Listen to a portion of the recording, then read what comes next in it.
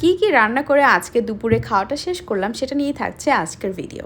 So শুরু করা যাক। প্রথমে আমি ঢ্যাঁড়সটা এরকম ফালি করে কেটে নিয়েছি, কারণ এটা আমি ডুবো তেলে ভাজবো। সো সেটার জন্য প্রিপেয়ার করে নিচ্ছিলাম হলুদ, মরিচের গুঁড়া, লবণের গুঁড়া সব কিছু দিয়ে। আর এখানে আমি একটু পোস্তদানা অ্যাড করছিলাম। সো পোস্তদানা দিলে বিষয়টা একটু বেশি জমে ওঠে আর মজাও লাগে। সো আমি সব কিছু দিয়ে এটা ভালো করে মিক্সড করে রাখবো এখানে। দেন আমি এটাকে ডুবো তেলে ভাজবো। তো এটা আমি সাইডে রেখে দিলাম। আর আমি চুলাতে ঘন ডাল বসিয়ে রেখেছিলাম, একদম ঘন না আবার একদম পাতলা না, এরকম একটা ডাল। তো সেটার জন্য আমি তেল আনি দিব। তো আমি জিরে গুঁড়া, কালো জিরে আর রসুন, পেঁয়াজ একটু ভালো করে লাল লাল করে ভেজে এই যে আমি ডালটার মধ্যে ছেড়ে দিলাম। একদম রেডি হয়ে গেল। এই যে একদম ঘনও না একদম পাতলাও না। ডালের দানাগুলো আমি একদম ভেঙে ফেলিনি, একটু আস্তে আস্তে রেখেছি। সো ডালটা রেডি। এখন আমি এখানে যে আমার ঢ্যাঁড়সটাকে রেডি করে রেখেছিলাম, মানে মাখাইনি এখনও, জাস্ট সব কিছু দিয়ে রেখেছিলাম, সেটাকে আমি খুব ভালো করে মাখিয়ে নিলাম। এখন আমি এটাকে ডুবো তেলে ভেজে নেব। এই যে তেলের মধ্যে আমি ছেড়ে দিলাম, এটাকে আমি একদম কড়কড়া ভাজবো না।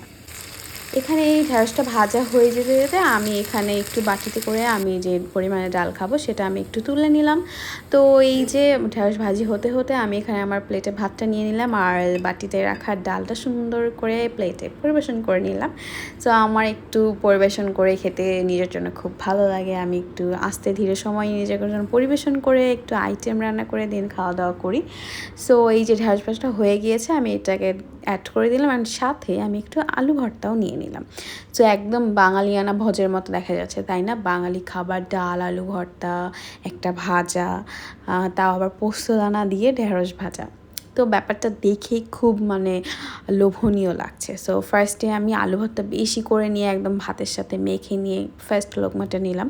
দেন আমি ডালটাকে একদম খুব সুন্দর করে ডাল আলু ভর্তা একদম মেখে বাঙালি স্টাইলে যেটাকে খাওয়া হয়, একদম সব কিছু মেখে ডাল আলু ভর্তা, সেভাবে আমি প্রথম বাইটটা নেওয়ার পরে এখন সেকেন্ড বাইটটা নিলাম। তো এখন আমি এই যে ঢ্যাঁড়স ভাজাটা খাবো।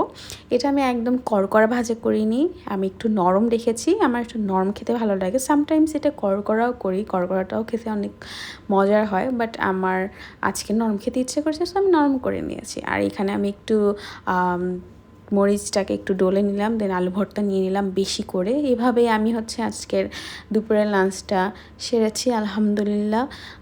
খুব ভালো খেয়েছি আজকে। আল্লাহ তাআলা আমার রিজিকে আজকে খুব ভালো একটা খাবার রেখেছেন আলহামদুলিল্লাহ। এরকম করেই সবাই সবার জন্য দোয়া করবেন, যেন মানুষ ভালো মন্দ খেতে পারে, পশু পাখিরা ভালো মন্দ খেতে পারে, মানুষ যেন মানুষের পাশে থাকে, পশু পাখির পাশে থাকে, কেউ যেন পশু পাখিকে অত্যাচার না করে, না মারে।